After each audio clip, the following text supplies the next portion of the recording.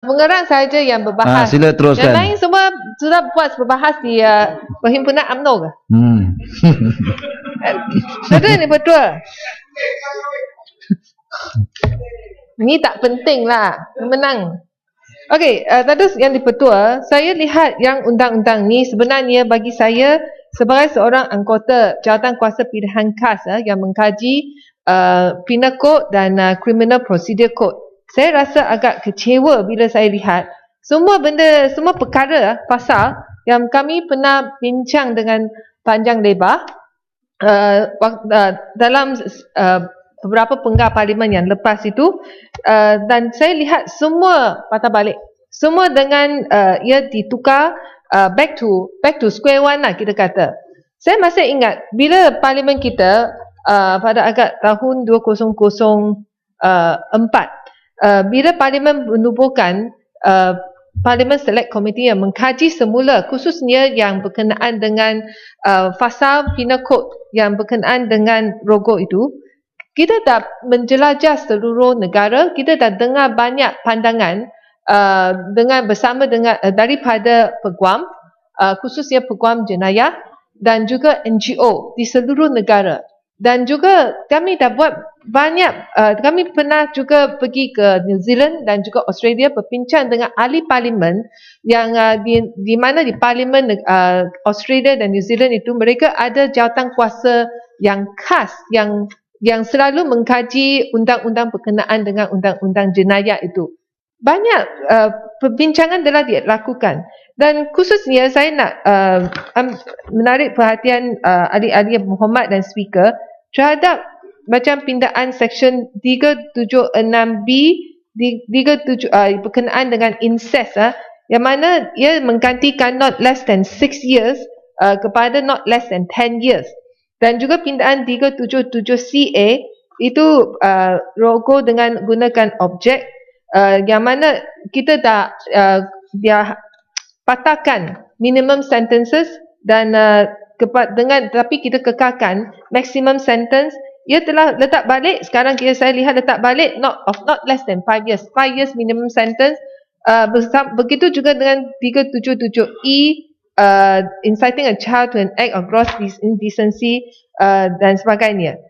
Tadi dipetua yang bila kami yang dalam Parliament Select Committee itu, saya salah seorang anggota yang satu-satu juga dari parti pembangkang lah waktu itu. Kami sebenarnya dah rasa selepas perbincangan dengan Bar Council, NGO dan sebagainya, kami rasa yang hakim yang kerajaan lantik itu semua orang bijak. Semua orang bijak dan mereka, kita haruslah bagi mereka ruang, bagi mereka untuk membuat keputusan dengan melihat keadaan kes sesuatu itu. Dan kita tidak harus ikat tangan mereka dengan adanya minimum sentence di banyak kes jenayah, khususnya dengan jenayah berkenaan dengan rogol. Tapi saya rasa kecewa kerana semua ini yang sekarang yang parlimen di dalam undang-undang ni semua kita patah balik.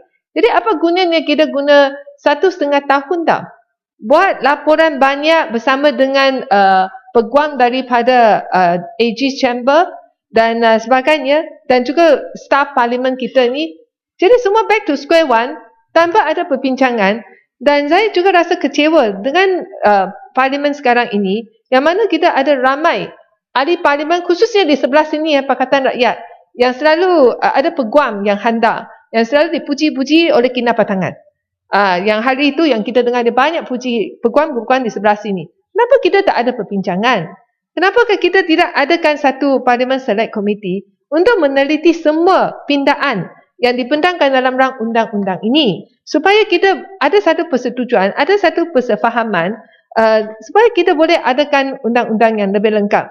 Macam Women MPs Caucus, kita juga dah bentangkan pandangan bersama dengan NGO, tapi saya rasa kecewa lah yang AG Chamber ni juga dan pihak parlimen juga tidak panggil kami untuk ada perbincangan lebih lanjut untuk meneliti undang-undang dan cadangan dan pandangan yang berkaitan dengan wanita dan yang dekat pada wanita yang kita bincangkan itu. Tapi yang rang undang-undang ni dibentangkan begitu sahaja. Tadi yang dipertua yang sebenarnya kalau kita lihat yang saya juga agak tertarik dengan fasa tentang section baru 411A yang mana receiving benefits derived from criminal activities of organised criminal group. Sebenarnya kalau ada fasa macam ni bahaya. Kadang-kadang kita tak tahu orang yang beri derma kepada sesuatu organisasi macam sekolah ke, NGO ke dan sebagainya, dan mereka ni penderma ni sama ni daripada organised criminal group ataupun tidak. Sangat susah. Kalau ada penjenayah kerana dia nak bertaubat, dia nak bagi duit kepada sekolah, bagi duit kepada organisasi agama, adakah kita kata tolak kerana kamu ni pesalah, kamu ni kriminal, jadi tidak dapat yang badan kebajikan ni terima derma. Dan saya rasa yang fasa macam ni ia akan senang disalahgunakan oleh pihak kerajaan. Dan di sini saya nak minta lah pihak kerajaan sebenarnya nak berhati-hati bila kita keluarkan kenyataan, keluarkan undang-undang macam ini yang berkenaan dengan fasa ini, kerana yang dia punya impak dan kesan mungkin ia besar dan akan menjadikan selalunya sesuatu organisasi dalam keadaan yang mungkin mereka didakwa kerana mereka tidak tahu siapakah penderma sebenarnya. Dan di sini saya juga nak tanya tentang vandalism yang session baru 440A. Saya lihat yang tentang vandalism ini, kita lihat di banyak jalan, papan jalan, khususnya di Kuala Lumpur, kita lihat banyak itu stiker along sebenarnya tanpa di sana sini.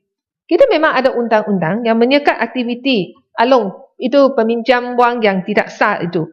Dan banyak nombor telefon semua ada dekat situ. Dan mereka telah kaburkan papan tanda jalan kita ini. Sebenarnya ramai orang tak dapat cari jalan kerana semua sudah jadi kotor. Tapi kalau kita lihat, ada banyak nombor telefon pun tak. Mana ada polis yang ambil tindakan? Tak ada. Walaupun kita ada undang-undang yang mengharamkan tindakan, yang aktiviti peminjam wang secara tidak sah itu, semua ni tidak ada ambil tindakan. Jadi kalau adanya vandalism macam ini di bawah section penal code ini, saya nak tanyalah, adakah polis akan jadi begitu peka terhadap yang vandalism yang dilakukan oleh papan tanda jalan di Kuala Lumpur khususnya ini? Adakah tindakan akan diambil kerana kita ada tindakan yang undang-undang yang lain tapi tak ada tindakan diambil oleh pihak polis? Yang akhirnya yang saya hanya nak minta pihak kerajaan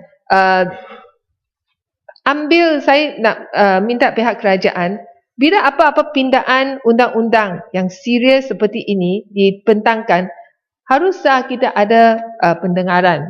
Ada satu macam kita balikkan kepada apa yang pernah dilakukan oleh parlimen kita ni, yang mana kita ada satu jawatan kuasa pilihan khas yang ambil pandangan dan juga suara daripada orang ramai supaya kita boleh keluarkan apa-apa bentuk pindaan ke yang lebih bijak, dan bukan hanya kerana kita ada menteri yang tunjukkan kuasanya kerana ada pemilihan dalam UMNO. Wah, semua undang-undang ketat dikeluarkan.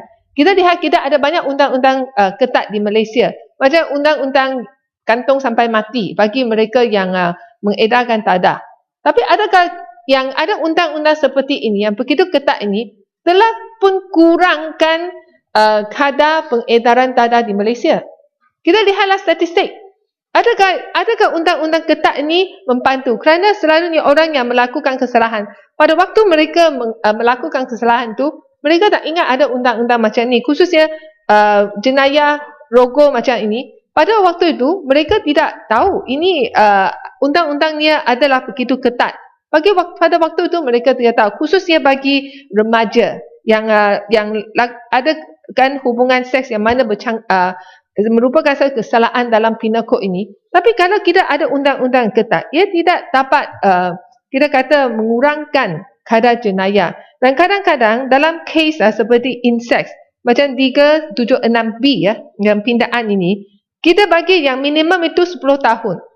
Kalau bila kita ada hukuman yang begitu ketat, yang pihak mangsa ia tidak akan berani untuk keluar membuat laporan. Kerana yang melakukan jenayah itu mungkin pak dia, mungkin yang uncle dia. Mereka takut kalau dia keluar, dan pihak yang papak ke ataupun pihak yang mereka yang rapat dengan keluarga itu, yang pihak mangsa itu akan dikutuk oleh keluarganya, dan kerana yang ada hubungan darah yang rapat itu. Jadi selalu bila kita ada undang-undang yang ketat macam ini, ia mungkin tidak akan membantu mengurangkan berlakunya jenayah. Ia hanya menggalakkan yang pihak yang jadi mangsa itu tidak keluar melaporkan kes jenayah seperti ini.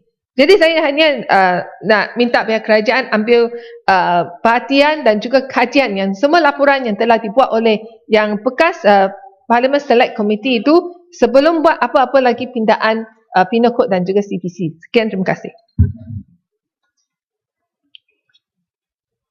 Saya ada terima senarai tapi tak ada yang bangun. Minta temeluh. Auzubillahi minasyaitonirrajim. Bismillahirrahmanirrahim. Terima kasih